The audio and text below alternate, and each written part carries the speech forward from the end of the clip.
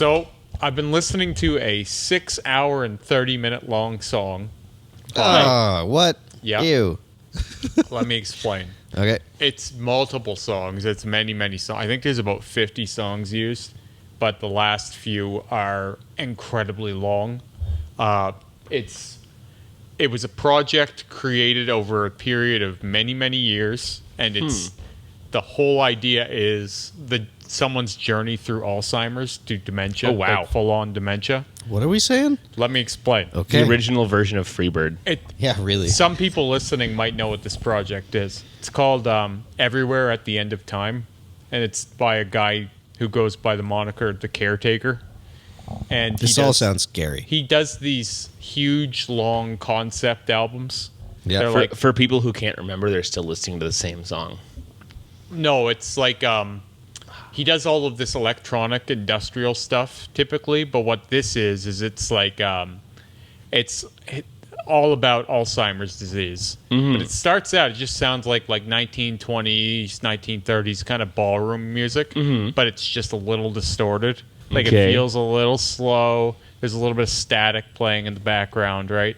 It's just like it sounds charming, but something's not quite right. Like when those record players are running slow. Yeah, like it's a little dreary, and like it repeats in places. Like, and some parts of the melody are more like in focus than others. Yeah. I would assume the trick was to simulate like remembering hooks, right? Because like some things just completely fade away, and then there's all these stops and starts in the motion, and then a song will play again. There was a random Christmas song I picked out in the middle of all this. But what happens is it's going from stage 1 Alzheimer's all the way to stage 6. Jeez. And by stage 6, it's just like, I haven't listened to the whole thing yet, but I've read a lot about it. So I've just finished the second stage. And even by that point, like when it starts, second stage, you hear a song from the first stage again, but it's worse in every way, and it sounds more melancholic now and like drearier. And the whole thing just starts to feel heartbreaking. And I think that even if I didn't have the pretext of what it was about, I would know something was deeply wrong here. Like I don't need the backstory to pick out that something troubling is happening in this. So it's like got this really powerful feeling of just like you're losing everything. And it feels like it's just going to keep descending farther and farther into madness. And I feel compelled to get to the end of this. I mean, that or you'll get Alzheimer's. I don't know that I don't know that I could song do it is in for one sitting. Alzheimer's. And I wouldn't do it in one sitting. I was thinking about it's terrifying. It's got a really terrifying, haunting feeling, and it's funny because it starts out feeling like someone remembering their glory days. Like you could imagine like your grandfather sitting on the porch, kind of like thinking about the days, like the good old days, the good old boys. And even by phase 2 of it, it's like, oh, it's all falling away. It's becoming shit. Like it's turning evil. Like it's getting weird, right? What would happen if you played that every night while you slept for a month? You get dementia. I was telling Sarah about it, and then I was That's like your level completed. Then all of a sudden just... Well, yeah, Jeremy's in charge with murder because he played this for somebody while they were asleep for a month straight. Yeah. And they didn't make it. Oh, I was telling Sarah about it because my coworker told me about this. He's like, you need to hear this. I was like, okay, I'm game for this, right? So I was describing it to Sarah. She's like, yeah, I might have to try and listen to it. I'm like, you should never listen to this because she has some death anxiety. And Oh, really? And like fear of the end and like losing people and stuff. Well, she's going to be on podcast number 100. It's because she's straight edge. Yeah, 100%. Well, and I have none of that. So like I felt safe to go through this, but I wouldn't recommend it to anyone in any kind of depression. Like, I could imagine my mother listening to this and hanging herself afterwards. I don't know if I'd imagine that. What a thing to imagine. Yeah, I could only... I'm telling you, I'm only just starting, and I just started the third phase. I've been listening to it, like, kind of in the background, like when I'm doing shit. Mm-hmm. And so when I'm driving here, the third phase starts, and it's like, oh, there's been a real decline between stage 2 and stage 3. Like the I'm audio so excited quality, for stage 6. How do you describe that? the It's audio probably just quality, noise. and like the same tunes are playing, but it's like fighting with this increased noise and static and like kind of hateful downtone where it's like, holy crap, what am I in for by the end? Like, we listen to music different, I think. I think 'Cause- most people do listen to music for different reasons, but I like the idea of music as an experience, like an art, like that makes you feel all kinds of different ways. And I think most of what people are looking for is like energy or happy, right? Like where I think of it as any other kind of art form, maybe much like how I think of tattooing, even like where it's all. So this just is like a about- performance art kind of thing? Yeah, this is definitely more art than music. Or the beauties and the pain kind of thing. I think that it's It's working a different part of you almost. this is a journey. I don't even think about it. It's almost like watching a series on TV rather than like sitting down and listening to a single. Like, oh, this person put out a new song. It's Yeah, like, boy, they it's sure 3 made some minutes art. long. Yeah. No, this is 6.5 hours of a journey of madness. Yeah. Like losing every. Someone said in a concise way, it's like a ballroom dance fading away. Right, that's a concise. You know what this reminds way. me of? Is just I'm picturing over and over is BioShock. Yeah, I can see that. I just feel like that's the vibe I'm going to expect when I inevitably take a gander at this weird song of yours. Well, I mean, it's strangely addictive because now I'm waiting to get to the next stage. Like I want to see what happens next. I would just skim through. I don't think I could listen to the whole thing. Yeah, it's really. I'd be like 1, okay, 2, okay, 3, okay. When I heard the first song play again for the third time at the start of the third phase, but it's just like it's been chewed up and like it's skipping more and there's just like horrible noise blaring over it that it's just like this is going to be hard. And it gets slower and longer every phase. So like I think the first phase was only like 40 minutes and then it's like 45 and then it's like 50 and then an hour and a half. Like, I'm curious to see if it ends up being more of a parabolic curve.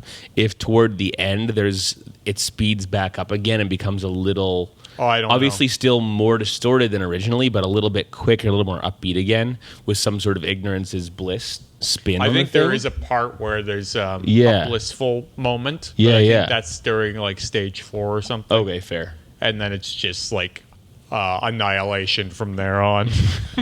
So here's a real question. Bleakness. What stage would you want to check out on? I think that the last stage I would want to be present here, as in physically present, would probably be stage 3.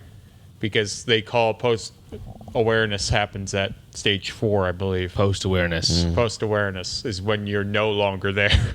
So like you can still draw upon, I believe you can still draw upon your memories, not consciously though. They just kind of come out of you at that point. And it's particularly significant because I have a lot of Alzheimer's in my family. And I imagine one day I will probably be this way if I live that long. And I wonder what kind of nuts I'm going to be. Like I was like, I wonder if I'm going to be like screeching at people and like thinking people are different humans than they are. And I was about to say that. I was going to say, like, at stage 4, just kind of like let me out into the wild to see what happens. You know, it's like if you're at the point where you're no longer trying to preserve life, it's like just send them out there, see what happens, Like in the mountains? or in town, whatever. In town, then you're It's almost more interesting. Yeah, sure. release me into the city. They're equally unethical. Yeah, I mean, yeah, ethics are way at the other end of this. But like, no, I'm curious about the idea of like, I don't know. I just like I will admit, Alzheimer's in general scares the shit out of me. It's always scared me, and though I think this is a great personification of what it must be like, especially with that one song that keeps coming back, and they're trying really hard to hold on to that memory, but it's like it's fighting against this horrible approaching darkness. It's like, And you do this for fun. You're listening to this. I'm listening to this. There's actually, because I looked this up, there's a TikTok challenge that I can't imagine too many people have completed, because we have no attention span. Is there a dance to this? No, there's no dance. 6 hours. That would be hilarious. Alzheimer's. Alzheimer's shuffle or something The like challenge is to listen to this. Alzheimer's shuffle. The challenge is to listen to this 6.5 hour masterpiece, and then just like give your reaction to it, like what you felt going through it, like that kind of a thing. Because it's supposed to be, it's not supposed to be pleasant. It's supposed to be horrifying, right? And he didn't set out for it to be dark necessarily, as in like, ooh, I'm gonna make this edgy and badass. It was like, no, I want to show you how horrible this is. Is this like 9 Inch Nails does Alzheimer's kind of thing? That's what I'm picturing. Though not nearly as industrial and not nearly as, it's old music that he's sampling, but he's messing with the levels and distorting everything. I'm picturing like a house guy remixing a bunch of old school songs. That's closer.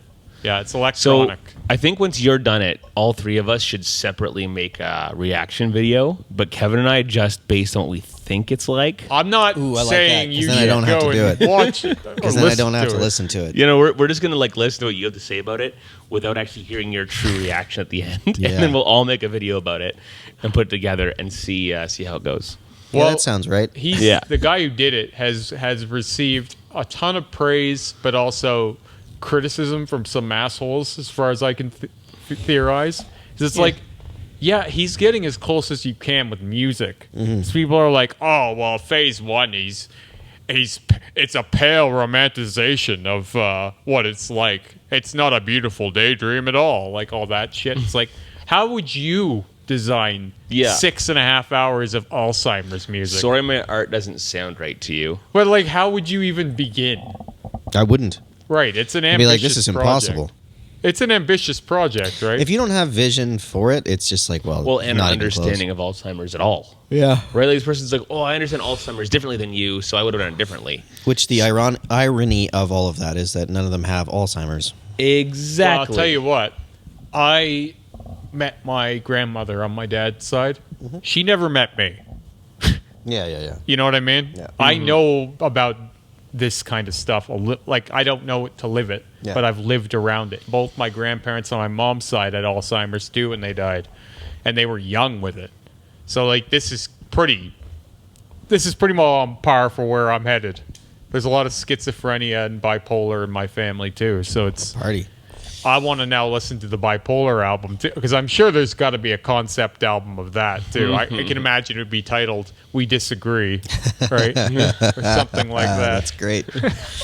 That's so great. But yeah, the title "Everywhere at the End of Time," even just the title, you're like, "Oh shit, this is gonna hit hard," right? Next week, I'll definitely have to wrap up my sentiments on this. You'll have like stage 3 and 4 done. I think I'll have most of it done, if not all of it. But the first stage was really easy to get through, which I'm sure was on purpose. But then the second stage, it was like, oh, this is getting unhinged and sad. And then the third stage just started, and I'm like, oh boy, this is dark. Like, this is like descending into a cave. Yeah, I wouldn't be able to make it through it. It's like, like it's you just said, too much. Maybe people listen to music for different reasons, right? Well, I wouldn't consider that music. I would consider it art. It is art. Yeah, like, and I mean, not that all music isn't art. It's just it serves a different purpose. Like, there's paintings of horses, and then there's the experiential. This isn't the next Britney Spears album, right? No, exactly. It's not going to be charting. That'd be so. Just imagine listening to like an isolated track of it, even. Yeah. Because it has to be listened to procedurally. It'll It's like, just be on the coming up, radio next for hit some from reason. The Caretaker. It's part 4 of Alzheimer's Yeah, disease. exactly. It's playing on the radio full blast. Yeah. What the hell have you got on back In between there? a morning show with some sort of stupid talk show talking about traffic and shit. Well, the It's last- and now back to the Caretaker. The last 3 songs, or the last 3 albums, like album parts, I should say, because it's broken up in 6 parts. Each of the 4 songs are like 30 minutes long. So Ugh. they start out normal length, but Yeah. then they just start droning on to like never ending. Gradually, they get longer and longer, and it's like they paint a pretty clear picture of like what this must be like. Just Gross. Yeah. That's one that, like, man, if we could fix anything, that one that would be top of the pops for me. That or like cancer. If we could figure out either of those in our lifetime, man, that'd be sweet. Because it just all sounds like a nightmare. Yeah, An I don't absolute want nightmare. that. I would Yeah, rather I don't want to go to there. I would rather be dead. I honestly Yeah, don't 100%. want to be alive if that's going to be my reality. Yeah. And I think that the saddest part would be because you start realizing it too. And see, for me, that's one of the most painful parts that I can imagine is when I look forward and that gut-wrenching feeling when you're looking down that barrel. It's the same as I got a friend diagnosed with MS a few years back at the age of 26. And here he is looking down a really serious barrel where, like, okay, if I really do a lot of work and maintain this properly, like, I can have another good 10, 15, whatever years. But, like, you're never going to go up that hill. It's downhill in phases and steps, and at best, it's pretty bad. At worst, it's fucking catastrophic. Yeah. And Alzheimer's is kind of that same. Fortunately, Same. onset's a little bit older, Yeah. but still, you're looking down the barrel of your own decline, going, how long before I'm at a place where logically I'd know I'd rather just not exist? Yeah, I think if I were to get it, and this is going to be a bold thing to say, but if I were to be diagnosed with it tomorrow, I would ask to be euthanized. Yeah, me too. Like I would say, please don't make me go through this. Yeah, I don't would want to say. claw at my memories to try and keep them near me. Well, and I mean, luckily, we live in a country that's kind, and we are doing the, doctor-assisted euthanasia thing. Like, that's a thing that we have. Like, my buddy's mom had MS, and she was the first one to go through that in Canada. Wow. Yeah.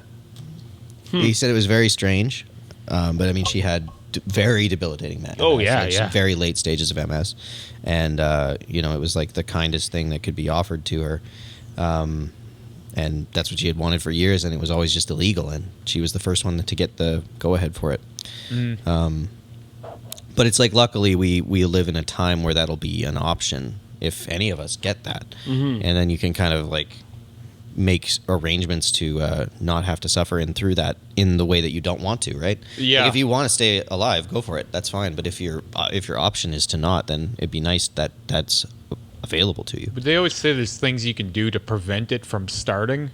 What? But where they have said that, like if you keep your mind fit and you're always Sure. using your memory to Sleep is the biggest thing from the looks of it. Yeah. REM sleep. So Just dreaming. my thing is though, if I'm doomed to just kind of by trick of nature, Yeah. kind of walk into this reality, like I should be able to, if it's not something I've inflicted on myself, I should be able to just go Yep. pull the plug on this. Yep. I don't want to go here. Well, we have like DNRs for a reason, and I think like this would be a similar type of vein of like, okay, you've sustained an injury to which you don't want to recover from, right? Yeah.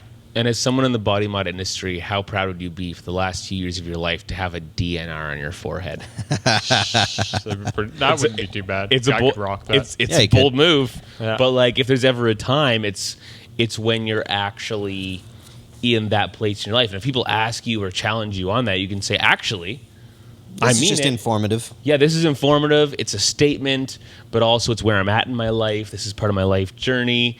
I can't remember the rest. Well, what's strange to me is how we see people physically, It's a right? good weekend, eh? It's an Alzheimer's joke. Yeah, I know. That's so great. So we'll So see great. people that we've grown up around, and just because they're getting a little bit older, they mostly look the same, right? Yeah. We can't see what's happening inside their brain, though. Like, you can't see that aging, really. Well, you Like, can in Well- some respects. Like, you can see, because it's like. I mean, if I'm sitting here with my mom, she's my mom, but all of a sudden her brain chem is fucked. Oh, And I see now what you're she's saying, like a yeah. screeching banshee. Yeah. We can't outwardly see it. I Yeah, get so what you're saying. that was her a few weeks ago at a family barbecue. We went over there, and she was like, she's normally a little bit guilty. She can be a guilt tripper. But she was like full bore, like, assaulting people as soon as they got there. Like, and then she ranted about how none of her kids love her anymore and how it's important to. She's like, you should always talk to your son about the girls that he's with, because once he stops talking to you about the women he's with, he'll stop talking to you altogether. Like, just like crazy stuff coming out. Like, you could tell it was stuff normally she might think but not act on. It turned out The filter's like broken. she was on a bad cocktail of prescription medications that were fucking up her brain in new ways. Fun. But it was almost like I was talking to like a body snatcher.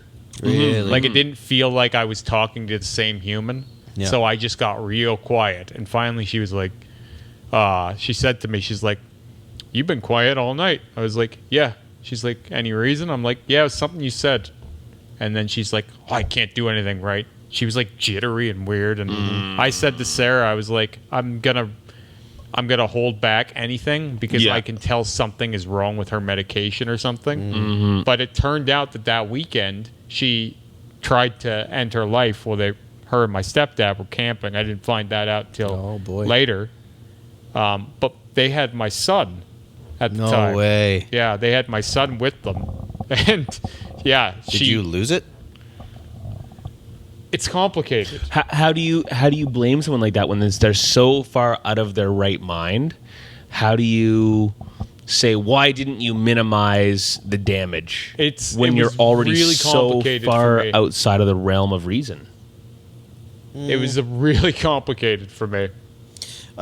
So the difficulty that I have with that is that accountability doesn't take into so if like take it into the court of law. Like if she was out of her mind and rammed her car into something like that, or someone or whatever, and it was manslaughter, it's like, well, you still have to take account for the actions that you had, right? Yeah. So it's like, for me, yes, I understand all of those things. Those are all factors within the situation around that. So you have to get your factors together before you're able to endanger another person, would be my requirement. Absolutely, yeah. To answer your question, I didn't react immediately. I waited because I got into it with her a few days after the fact, and she was talking to me like my dad used to talk to me, which is not... That's not a good sign. It's not good. It felt like I was talking to someone devoid of any life Hope. at all. Yeah. Like, it was all negative. No matter what I said, it was turned back to the... It kept going in circles. Yep. Like, I'm going to do this. If I was braver, I'd do what your dad did. Like, different things. Like, just like, it didn't feel like I was talking to my mother. No, you weren't. So it was like... You were talking turned to out- the sphere of depression. It turned out that like a week later, she got in to see her doctor, and they changed her medications, and she's mostly normal again. But then when she was like that, I had to talk. Like, Yeah. like now that I can actually reach you. Yeah, of course. If you can't talk to them, then there's no point. There was no sound was getting in. Everything I was saying was just another chance for her to respond. Yeah. Right. It was like, here are some words, and you're going to do what you want with them. Yeah. Right. So you can't react. Like, there's nothing I could do to punish her in that moment. But yeah, she heard about it. Like, after, I'm like, you can't be doing this stuff, and your grief cycle has been endless for the last decade. Yeah. Like, it's been going for so long. We've talked about this before on the podcast, even. Like, it's just getting worse and worse. And then there's people who die that are, people she barely knew, and it starts the It's cycle again. cataclysmic, yeah. It's like, you can't be this upset about the cat dying. You can't be this upset about a guy that you knew when you were 5 dying. Like, it's just an excuse to justify the misery. It's your brain searching out the negativity and looking for any pain and fear responses it can, and they're just pressing that gas pedal as much as it can. Yeah, and so now I'm looking at her, and I look at my dad and the way he died, and I'm like thinking, yeah, I'm on par for this. Like, this is going to probably be a thing that I have to contend with at some point in my life. No, But I don't think so. Let me finish the thought. Though, Yeah. is I think that if you have some awareness that could become you, you can kind of medicate against that and get away. Well, I just think our understanding of it will get better, because like our treatments of depression and anxiety are pretty rudimentary right now. Like, they've come a long way since I was young, though. But still, it's still based on that one theory that no psychiatrists agree with anymore, or no like the big psychiatrists don't agree with the idea that you're just a chemical imbalance. Like, that's not a thing. So the prescriptive method that we're using, this serotonin regulators, is not widely held as the best practice any longer. Best practice now mostly is cognitive behavioral therapy or dialectical behavioral therapy for those areas. It has far better results than just slapping an SSRI Band-Aid on it. Yeah. And the SSRI, unfortunately, does a lot of things, not just one thing. So when they're switching you around from different medications, it's because they have medications that are like, they have multiple effects on different areas of the brain. And for some people, it will trigger overreactions in other areas. So like when you get, if your mom starts looking at life through that style of interaction with people, then all of a sudden it's triggering areas of her brain that are not the right thing that they're wanting to trigger. Yeah. So that's why they have to keep switching and switching and switching until they find one that basically doesn't affect those portions of your brain as much as the other ones do. What I'm wondering if there's ever been a case of a doctor prescribing the wrong medication, like, and then that person killing themselves. All the time. And is that considered malpractice? It's considered a side effect of the medication. Suicide and murder are side effects. and that Murder is a side effect. Yeah, homicide. Yeah. Homicidal thoughts, homicide in general, suicidal thoughts, suicide, self-harm, those are all, like, the one that I took when I was on them, that was all side effects, potential side effects. Yeah, when I haven't done any prescription medication since I was 18. I got off all of them, but, like, I had worse thoughts. Yeah. A lot of the time. I had a mix of medication called Seroquel and Wellbutrin at the same time. So Seroquel is an antipsychotic. Yep. Which is, weirdly enough, it's an antihistamine. It's an allergy Yeah, well, med. they thought I had, or maybe I do. There's two guys medicated wrong in the alley right now. Yeah, I don't doubt that. They're going hard. They're all around the building. Yeah. We're never more than 2 feet away from one. Seriously? It's like a spider. It's the same. That's the way I think of Lethbridge now. There's already a spider nearby. It's the same thing. If you're scared of spiders, don't worry. There's probably one on you. Right? Yeah, you ain't wrong. But anyway, so they diagnosed me with bipolar. Yeah. Like type 2, I believe. It's manic depressant because that's what my father was. He was manic depressant. They really don't know if that's what he was, to be honest with you. Well, That's I know. a blanketed. But back when he was first diagnosed a million years ago, bipolar and manic depressant were separate. Yep. But now they've been rolled into the same. So if I was to be bipolar, they were thinking manic depressant anyway, whatever the case. Yep. I don't really believe that they had an accurate diagnosis. Yeah. I just think they were looking at me. For one thing, the doctor that I had was judging me from the minute he met me because I looked strange even then. Because you were a punker. He asked punk rock me if kid. I spoke to demons. He literally asked me. His name was Dr. Vozar. I don't even think he practices anymore, but he was an old Ford dude, and he had some preconceptions. No kidding. Oh, man. A bad cocktail, and my life felt like it was falling apart. Yeah. I was thinking of this, my anti-med stance, or using meds reservedly stance is quite clear. I've mentioned that a lot of times. I'm off it too. I don't like when I see people have prescriptions. We're all it makes pretty me uneasy. We're all pretty in the same line like that. And I think the reason is because if we look back through our lives, we probably have handfuls of people we can refer back to experiences, people firsthand in our lives who've literally gone down the deep end as a result of meds, smearing literal human feces on the wall, actually ruining relationships, burning things down, crashing vehicles. Like, I have so many examples of people who've done some messed up shit as a direct result of those meds. Yeah. That's why I was thinking, like, how is it not malpractice? Well, then I have pro-meds people right? in my life who are, on prescription medication currently, and can say how much it helps, how much it works for them. But I have less examples of that than examples of people whose lives it's temporarily messed up. So the difficulty becomes, it's like you don't throw the baby out with the bathwater type of thing. That's right. That's yeah. right. The big issue that I've noticed is that it's like in the realm of a doctor's toolbox of tools to help, right? Our understanding of the brain is very limited to the brain itself, rather than understanding that that's a symptom of overall body health. Dude, I recently learned how serious serotonin and dopamine in the gut biome can play, doing some research on mushroom interaction and why you might get sick while ingesting mushrooms, and how alcohol might actually play a positive impact on that due to the dopamine released in your gut biome.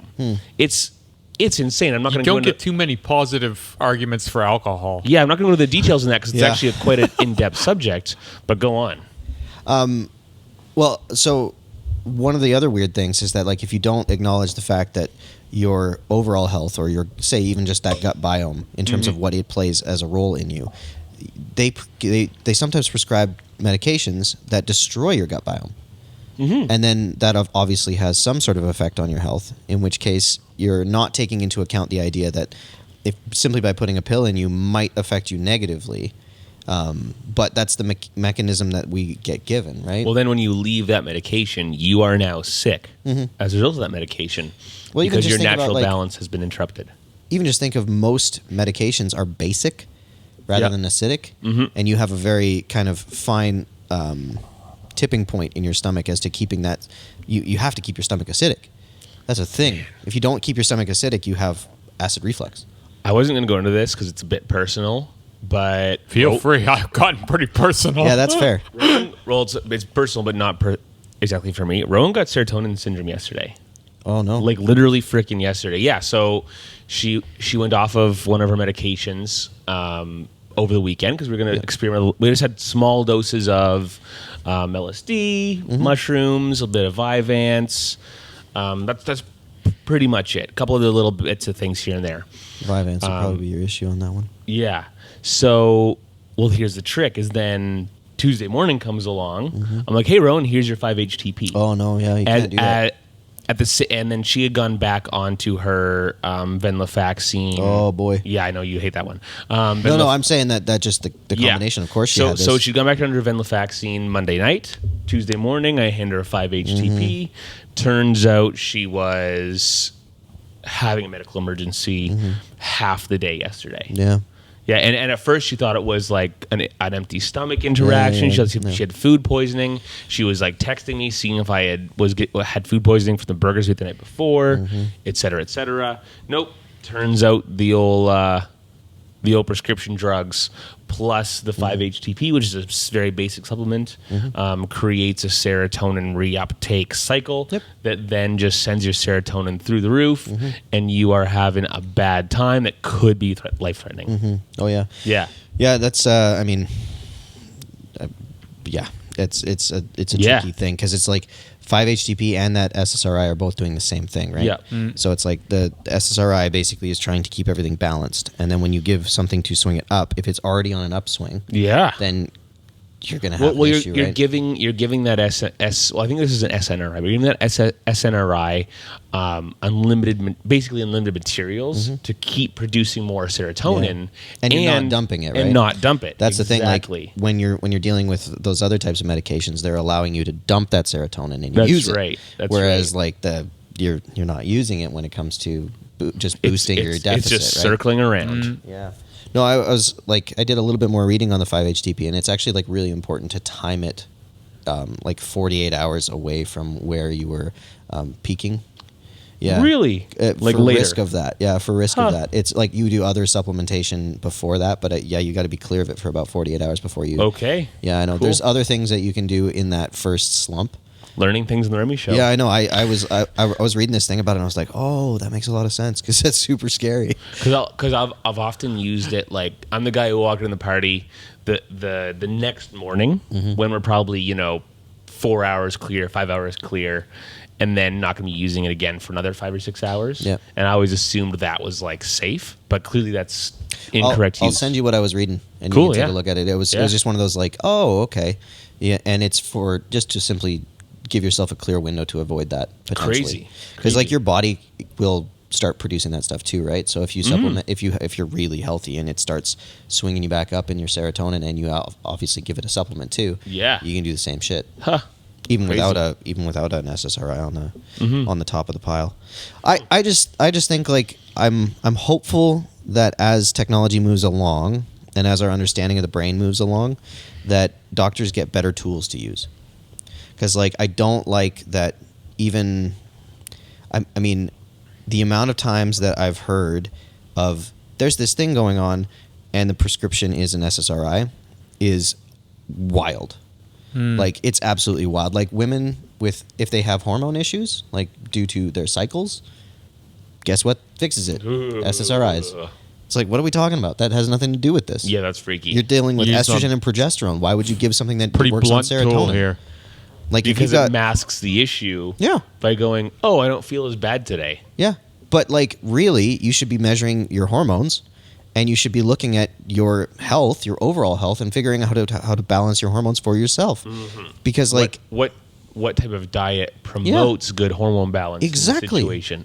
What type of exercise is good for it? Exercise and diet is too hard for most people, it seems well, like. but no, that's the thing that doctors aren't allowed to talk about. No, I know. Because if you do something and it was at their behest, if you go and you exercise and you like break a leg or something like that, and you go, well, my doctor told me I needed to do this, and therefore my doctor broke my leg. But it's like, well, they weren't allowed to tell you to do that. They can say the very, like, this is what we were talking about the other day, where it's like some people find good benefit from that. You're allowed to say that, but Yeah. you're not allowed to say like, no, you need to lose 50 pounds. no, Yeah. so like I reshared this thing. It's this cartoon drawing of there's a sign up on the left and a sign up on the right.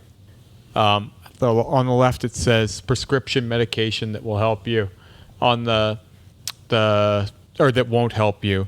On the side on the right it says diet and exercise. There's like 8,000 people lined up behind prescription medication, and there's no one in diet and exercise. Yeah. I reshared this, and I got nothing but nasty comments. Yeah, of course. People don't like that, man. And I Personal kind of thought accountability I is not would, liked. but I didn't think how much I would. I was People like, find it "Holy accusatory. shit. Understandable. I poked some kind of a hornet's nest with that one. Well, and fair enough when every medical professional that you go and see tells you that that's not the thing. You actually do need these drugs. Yeah. Like, I remember when I was in the midst of my depression, my doctor just did the regular song and dance. He was like, well, luckily we have really good meds now and everything's fine and you just need to take these. And then I asked him about therapy, and he said, yeah, some people find good benefit from that, which was like, again, the dumbest thing. And then I was like, well, I was thinking about changing my diet. I want to do exercise. Yeah, I guess some people find that beneficial. When I was 14, I had some therapy for probably 6 months to a year. Yeah. And it just felt a lot like I was learning tools. Yeah. Like, It because is. I already had a lot of the thoughts in my head. Yeah. And I had a hard time kind of formulating them. Yeah. So I don't have too many memories of that, but my only memories of therapy are good ones. And my only memories of medication Are are bad ones? horrifying. Yeah, I know. And oh my God, this has wild. to stop. And I still employ therapy in daily parts of my life. Yeah. Like I've used things that I learned from that in every one of my communications that I have. Therapy should be taught in school. Yeah. Because, like, why in the world are we... That's something that you've used every day of your life. Every day of my life, And I've how used often something. have you used calculus? Yeah. Yeah, basic self-diagnosis, basic self-awareness, basic Diagnosis of others, too. basic mood regulation, Yeah. basic understanding of other people's lenses. Yep. Yeah, and their emotions And and, their how that emotions. can Different cloud different perspectives things. And Oh, can you imagine if everyone had a class throughout Oh. their 12 years of school called emotional health. called emotional health? They should. Of course Why they do should. we do nothing like that? because it's because- because it's hard. It's be- tricky. Because and- 47% of parents would freak the fuck out. yeah, And we all know yeah, it. it's the same people that freak out about sex ed. Yep. It's I just wasn't like allowed in sex ed. talking about things that are uncomfortable honestly is very difficult for people. Like Well, people that are going to it's listen to weird. this conversation, some It's- of them are going to be like, "This is terrible." Yeah, if my no, kid it's- needed emotional health class, it'd be in the Bible. I don't know if it's because there were no clear boundaries set up in my life by anyone. Like there was no structure to anything. But the way that I interact with my son is just very much like I would talk to you guys. Yeah. Well, that's kind of the modern way. A lot of parents are that way now. That's the way I've talked to my son for the last 5 years. Mm-hmm. I babied him when he was like 5 or like a year to 7 years old kind of thing. For the last 5-6 years, it's been very just, well, this is it. Like, we talk almost the same way I talk on the podcast now. Mm-hmm. The kids are 5 and 6 now, so I still Hopefully have to avoid like some topics, but There are some topics that you just don't need to talk about, That's though, fair. right? But if I did end up, if he pressed me on issues, I'm not kid gloving him. yeah. Mm-hmm. But like, I'm not specifically trying to scar him with things that are going to be painful for a kid. Like, you're not going to bring up something particularly painful for no reason. That's But probably the way you should measure whether or not you're a successful parent. It's just like how crazy is the therapy bill later in life? well, I aim to need no like help in that area with him, because like whenever we've had to talk about his mother or my dad or like my mom now, any of this stuff, it's just an open flow. That's amazing. Like it's just, Absolutely there's no amazing. closed door where it's like, well, this thing happened and it was very hard for these reasons, and this person was suffering from this. Like there's a picture that I love of him visiting my dad at the mental ward in the hospital, and my dad's in a hospital bed just sitting there looking lifeless, and my son's trying to play with him, and he remembers that day all the time. And he's like, why was he like that? And I'm like, well, his whole life was like that.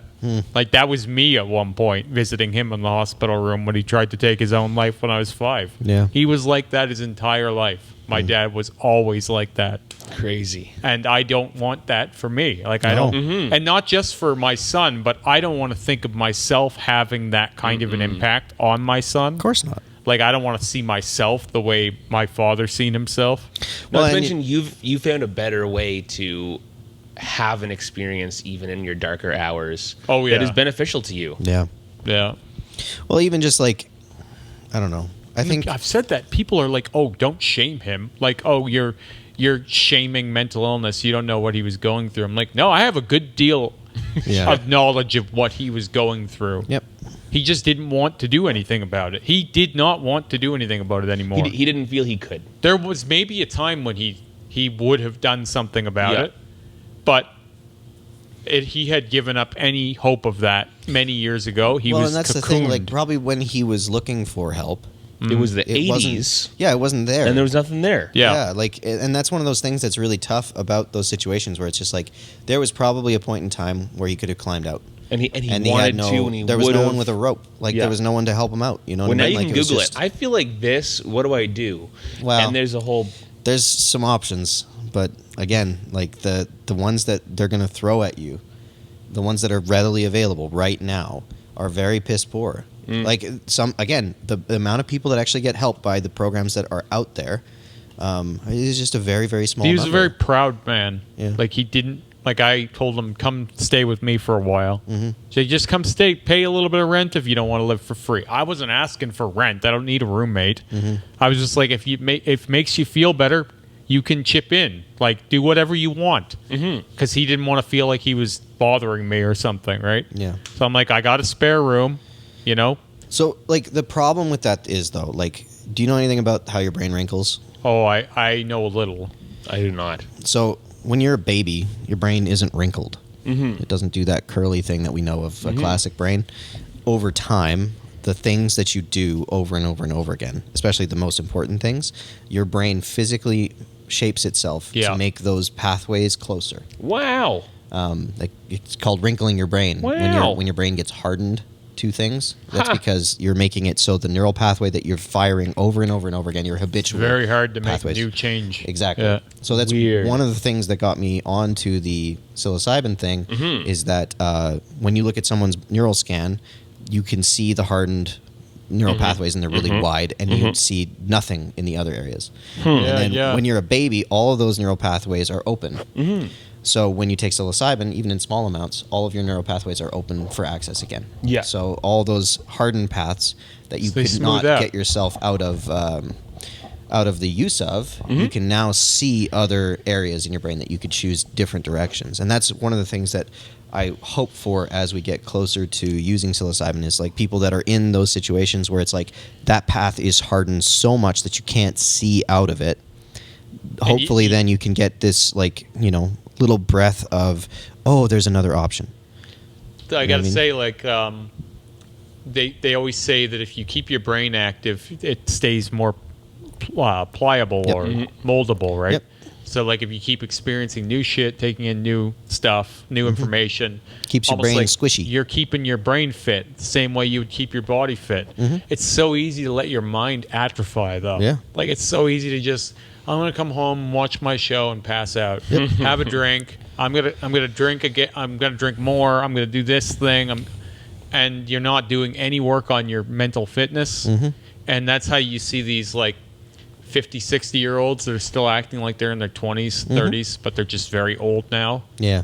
I had a conversation after my father passed away with my aunt on his side, where she was blaming my mother and I for him dying. Now, the problem with this was my mom was still pretty normal at this point, like pretty aware and pretty functioning. She's still working. And my mom was always a very intelligent, emotionally expressive woman. That's probably where I got my ability to express mostly, where my dad was reclusive. Was I would have these deep conversations with my mother where we would talk about my life and her life and whatever. She always told me that Aunt Marge, my aunt, was a very intelligent woman, and much like she was expressive. This conversation I had with this woman, I could tell like those days had passed a long time ago. Like I hadn't spoken to her in about a decade, and it felt like I was talking to almost like a computer program that just kept running the same code over and over again. Really? Like there was no flexibility. There was no room to take in any direction other than the one she had predetermined. Yeah. Like before the conversation started, she knew what she was going to say, and that was as much as she was going to say. The rigidity of it. There was no getting through. And I remember saying to her, like, "Are we speaking, or are you just talking at me? Because I'm listening to her, and she's just coming at me with the same thing, no matter what I say." There's no change. No matter what I could say to her, her decision has made up. Why are we even talking? Yeah. And I just imagine her whole life must be like that. Probably. Like, that's so horrifying to me. Like, that's horrifying. Yeah, I know. To just be stuck in, I'm Autopilot. running this program. Yeah. This is it. I'm going to do these same things constantly, and I can't even see outside it anymore. Well, I think that's one of the reasons that idea of the simulation or whatever resonates with people, because it sometimes just feels like whatever you're doing is like a have to.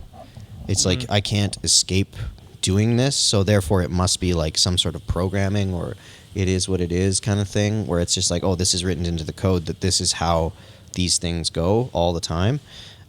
Rather than understanding that, like, okay, well, neurologically, as you get older, the things that you do are going to be narrower and narrower, and unless you actively work against it. And this is what I mean, like, in terms of my hope would be that our language around this stuff and our conversations around it takes all of those things into account, and we slowly encourage people at a young age to be constantly using their brains in the correct direction. Yeah. Just to try and help it so that, like, that autopilot feeling goes less and less as society continues to grow. Well, what I don't understand is people's content and kind of complacency with running the same operation every day. Well, because it's not them doing it, right? But if it's some sort of simulation or... Oh, I understand, but, like, only because I see the parts of my life that are content as the least interesting and least joyful parts of my life, and the parts where I see myself doing new interesting things are the parts I'm excited about. I'm always thrilled to find something new that I'm enjoying. Like even this Alzheimer's dementia thing that I'm talking about, I'm very passionate about it, and I'm very excited to experience this. I get really excited about anything new. I don't get excited about doing the same thing every day. Yeah, that's not most people though. Weirdly enough, a lot of people really like comfort, and comfort and repetition are usually, they go hand in hand. Where it's like, I want to do the same thing because it's comfortable and it's safe. And when I'm too comfortable, I feel like something's wrong. Yeah, I start feeling like if I'm this comfortable, I'm not that passionate, right? Like, even in my relationships, I feel that way. It's a bit of a poison for me, honestly, because sometimes I'll see my healthy flow relationships like there's something wrong with them because they don't feel up and down enough. And I've had to kind of combat that. You're sitting there going, I'm not worried about this, and I'm worried about how I'm not worried about it. Yeah, it really is like that. I worry I should be more worried about this. I worry I should be more worried about this because it's going too smoothly. Well, I get that. Especially when you get used to turmoil. Yeah. When you get used to turmoil, all of a sudden, anything that isn't turmoil, you're like, whoa, hang on. This isn't right. This isn't my usual. This isn't where I park my car. How can this status quo be right? Yeah, really. It's Yeah. just like, I don't know. It seems wild. Have you ever... I asked my coworker this the other day. I was like, have you ever wondered how crazy it is that anyone could love anyone else that much? Like love. We don't want to get into unconditional love again. But I mean, like, none of us are that amazing. I'm interested in what you mean by love. So, like, we would be mine. grew up with Agape, this idea of, naturally. okay, Just the agape so you version. watch, like, Beauty and the Beast or something, Sure. or like some Disney movie where the couple gets together at the end and then... A fairy tale. You Yep, roll the, go on. Sure. But we make our identities and then we seek out other people's identities to mate with, to live with forever, right? And it's like, why would this person be that interested in me? I just took a shit. You know what I mean? Like, we're just so... Because we're wired to be like that. Yeah, I was going to say, do you want No. the chemical reason? or what are we Biologically talking- wired. So, no, but what I'm saying is the self-importance of, like, I have to be able to find someone else that can love me. And if I can't, then all of it is worth nothing. So my coworker's been single for almost 40 years. Yep. He's with a woman now, right? He never thought he would be, but he is. Is this the online one? Yeah. But, like, Have they met? They're talking about doing that now, right? When's the Like, last time he got laid? Catfish. Probably never. But what I'm saying is, like, he's 40 years old and it's still burning a passion in him to do this. So that never ends. No, goodness. Well, companionship is a thing for sure. Sure, but how do I put this? Like, billions of people. I'm supposed to be special enough for someone to make their whole world Is about. it a matter of special enough, yeah. or is it a matter of we're all looking for someone to click? Like when you meet somebody that you consider a potential life partner, a potential mate, you're not saying that this is the most ultimate person out there for me ever. There's no one out there that could ever fill this hole like So them. what are you No, saying? It's the best you I feel can that get way. right now, and No. It doesn't. works? It's not either of those things. Usually those are it's the way like- our ego wants to look at it and see. But what it is realizing that we all have these needs, and we each need to fill these needs, and we're looking for someone who is compatible. And compatible is different from being the only person that could ever feel this hole, or being, well, I guess they're good enough. the way I kind of end up looking at it right now is like most people in most interactions give a percentage of who they are to that other person. And depending on how casual the interaction, you're going to be 10% of you up to, say, 90. Because I doubt that most people are going to be that, like, there's always going to be kind of like the shadow self that they haven't even dealt with. And I think one of the things that people are looking for in that companion is they're looking for someone that they can be as much of themselves with, or feel like they can be as honest about who they are with that other person. And that goes into all the different avenues. So that's one of the reasons that I think you look for a romantic partner, because that's a part of you too, right? It's like you want to find someone that is able to kind of deal with as much of you being honest about who you are as possible. I was listening to him talk about his relationship the other day, and I just had to cut him off. Like, he said something like, I want to talk about this game that I'm playing, but she has this stance against this company. I'm like, this is something I will never do again. Like, not the content of it, but just the hiding, I don't want to tell her that I'm doing this thing because she might be upset with me. Yeah. I'm not going to tiptoe around Yeah. who I am, which is good. right? Like Most people though are always trying to maintain the thing, right? Like they're trying to not. There's an illusion, as if that apple that is your relationship is suspended in this weightless Yeah. glass Yeah. case, and you're like, "Whoa, can't hold say on. the wrong thing, That's not how otherwise life that frickin' apple's works, gonna boys." fall. Meanwhile, she would probably do it. Like she would probably say the thing that would offend him, I think. And Yeah, I think traditionally, men are more trying to keep it cool. You know what I mean? If they're the ones that are pursuant of the other person, Yeah. it's like whoever's the one that's the pursuer is kind of trying to keep everything level a little bit more. You know what I mean? The other person has a little bit more license to be their honest self, and the other person kind of shuts up a little bit.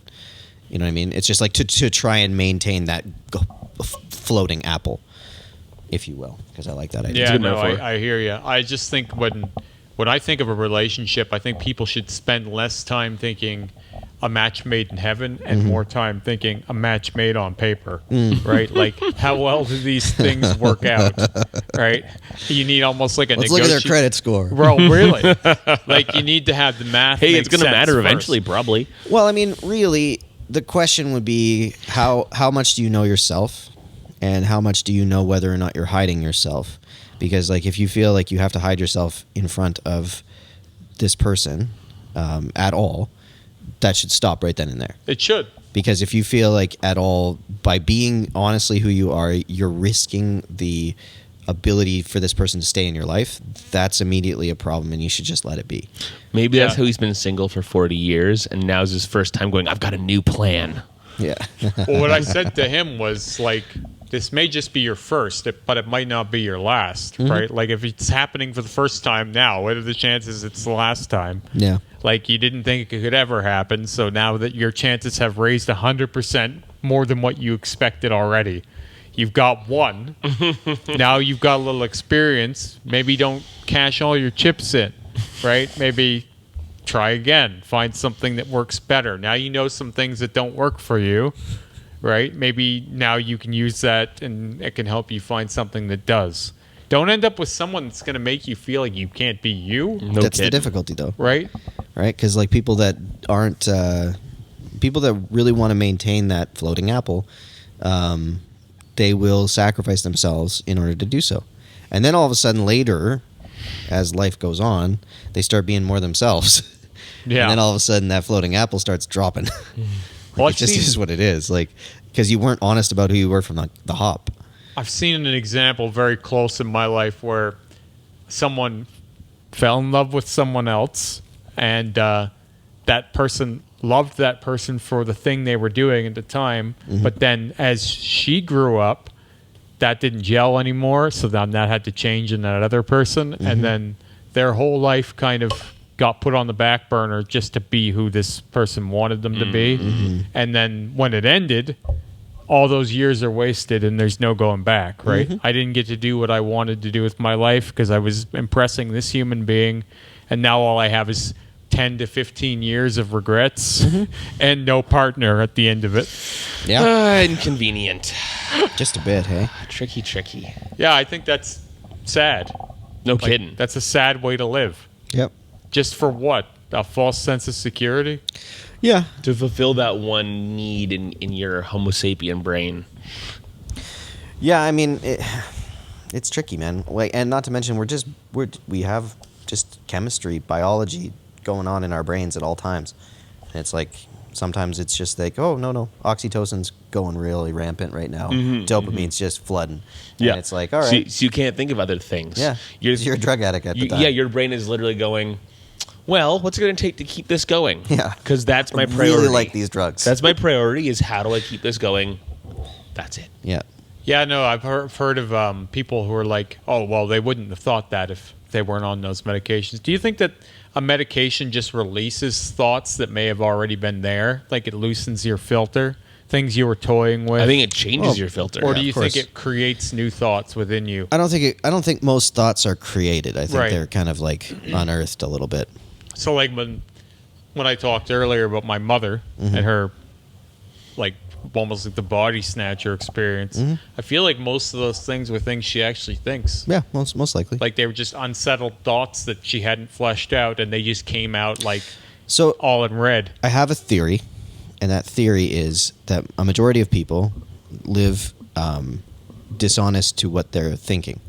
Oh, for sure. So, like, their inner dialogue, whatever it is that they know to be the thing that they're thinking and feeling, what comes out of them is the tempered version of that, and Yeah. or kind of like the dishonest They self. think that it's a tolerable version. Like, this could play. Because, like, so take what she said in terms of, like, well, this is the thing, and then your kids don't talk to you anymore, and blah, blah, blah, blah, blah. It's like, well, so if she were to be able to understand her thought processes, come to terms with them, and figure out ways of making it so that feeling doesn't come up the same way in terms of, like, having an honest dialogue, having active participation in a relationship, figuring out ways that she can serve her children better to make it so that they want to be involved with her more, you know, all those, like, healthy things that go along with it. That would be from her understanding her kind of issue that she's pushing down, the thoughts that she's pushing down because she feels bad about thinking them, and then all of a sudden when she's on a medication that lets that filter go, she just says the hurtful thing because she's constantly been pushing down and lying about the fact that that feeling is there. And it's like you have to be able to get to a place where you're, whatever it is that you're thinking and feeling, you're okay with and you act well out of. Because if you act poorly, then you just say hurtful things. I just wonder, like, I just don't ever want to become that regressive. You know, where I've been stuffing my thoughts down for so long that when they come out, they seem uncalled for and hateful. Yeah, right? Totally. Like, I want to keep being as open as possible in any given situation. Yeah. You're building a habit. It's basically habit forming. For so many people, it's not even a matter of keeping the crap inside. It's a matter of not building the habit. This is just my opinion, of course. It's a matter of not building the habit of being able to let that shit out in a reasonable manner. Because tomorrow, if the three of our brain chem is fucked, we can walk around super hurting the people around us. What's gonna help us and tone it down a little bit is the fact that we've created a habit of releasing that negativity in a healthier way, in a way that we understand other people's experience in our lives. How we've built the vocabulary to express ourselves well. That's what's going to help us in that case. But we're capable of the exact same thing. 100%. We've just built a habit. So it's not even a matter of, oh, you can't keep that shit inside, it'll go rotten and what. No, it's not a matter of keeping it inside. It's a matter of habit formation, in my opinion. Agreed. Because the more time you spend in a space where you're being artful with your words and actually communicating in a way that doesn't make people defensive, in a way that they can understand where you're coming from without attacking them at all of a sudden, when you are having that really shitty day and you're feeling the urge to be super shitty, it's easier, it's more accessible to reach for the healthier means of communication. Yeah, because it's a skill. Yeah, it's a skill. Like, I mean, even we proved it doing this podcast. Like, it, you know, we did it more and more and more and more, and now it's easier and easier and easier to do. Oh, yeah. And it's just like the communication's a skill, and anyone that anyone coming in here with like 10 ideas any given week, like, okay, if it goes south, I'll bring this thing up. Oh, okay, then I'll ask Scott this. Now it's like I have one idea, go. Yeah. And I don't even need one, but like it's just a pretext to start. Yep. Right? It's like, okay, this will get the ball rolling. Yeah. That's all you really need now. But at first it felt like we needed a script almost. Yeah. Legit. Like when we were talked about making that first podcast, I was like, I have these bullet points I want to hit. It's wild. But like, again, that's like anything. When it's scary at first, if you're not used to developing the idea of you talking honestly. I think that's one of the reasons that therapy exists, is like you said, trying to give you tools. It's like giving you language to be able to try and figure through things or talk things out, or any of those things. It's like you're giving somebody tools to use in a new skill. Mm-hmm. Rather than this person's helping me because I can't fix my shit. Yeah. That's how most people see it. Like I'm a big basket case and I need help.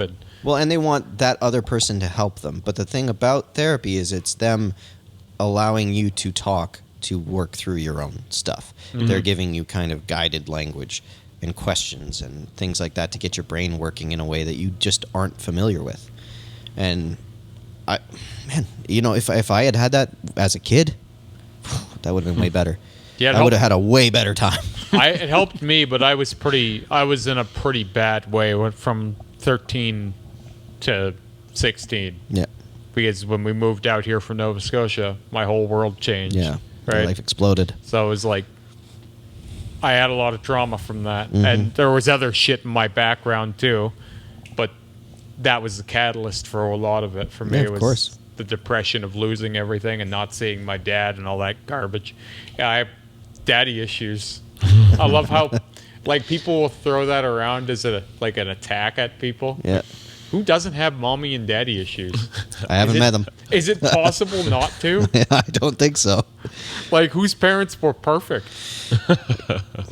Even the best parents I know of have, like, the highest expectations that kind of destroy their their kids in a way. Yep. Right? Like, even successful parents that do a great job have these crushing expectations. Well, or at the very least, they've set this example their children will have a very hard time ever living up to. Yeah, exactly. Well, my dad was so great. What am I going to do that's going to compare to that? Yeah. I have a bit of jealousy and a bit of so my coworker Daryl, right? I'm sometimes jealous of his life, but also I feel for him too, because he has all these potentials, but at the same time, it's like you could have the whole world, but at the same time, maybe you don't want it. Yeah, that's fair. You know what I mean? Like you have a built-in path, but you are required to walk it. You have no freedom, right? Yeah, it's true.